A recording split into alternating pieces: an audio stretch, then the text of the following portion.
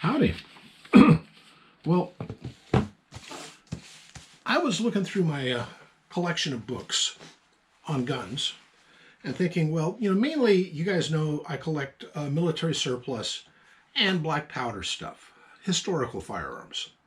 But there's one aspect of guns that never was much of my wheelhouse, but it's a very important aspect of it, and that's hunting guns. And one aspect of hunting guns that's kind of fun is the big guns, the double-barreled or the ones that were designed for hunting in Africa, mainly for big game. And there's some companies that were really specializing in this. Rigby, Holland and Holland. And the one in particular I'd like to discuss is James Purdy and Sons. And there's a reason for that. Take a look at this. I have a book. And what's interesting about this book, among other things, here's a dedication letter on it from on the James Purdy and Sons letterhead. And this book happens to be signed. It's a biography of the family of Purdy and Sons, mainly dealing with the family. This is printed in England, but it has everything including, well, this is the Audley House. This is where Purdy and Sons is based. And it has all sorts of things from a lot of color plates in it. This is James the Younger, James Purdy the Younger, who actually basically is the patriarch of the family. And come down. And there's a color picture of Audley House. Very Victorian, Edwardian sort of place. And he made guns, well, 12-gauge shotguns plus double rifles for the African trade for many of the big game hunters of that period and for every aristocrat and royalty you can imagine.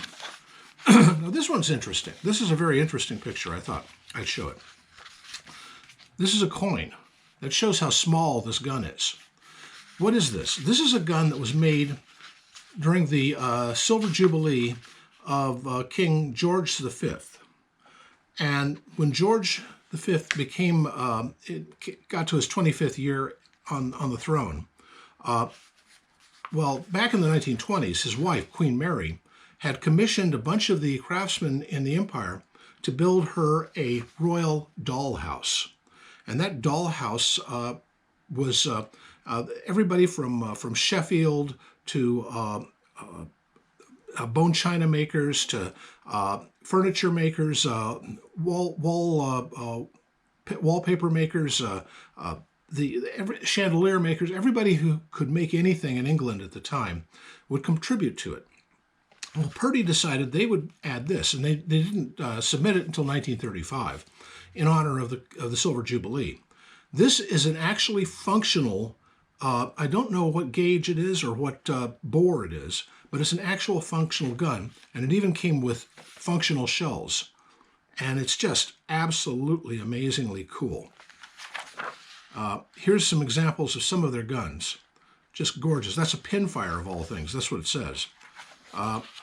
And here's some more. And there's a lot of pictures of the family and of the, this is called the Long Room. This is their, where the business of Purdy and Sons is conducted to this day. Audley House is still the seat of the company. And it goes back to the early 19th century.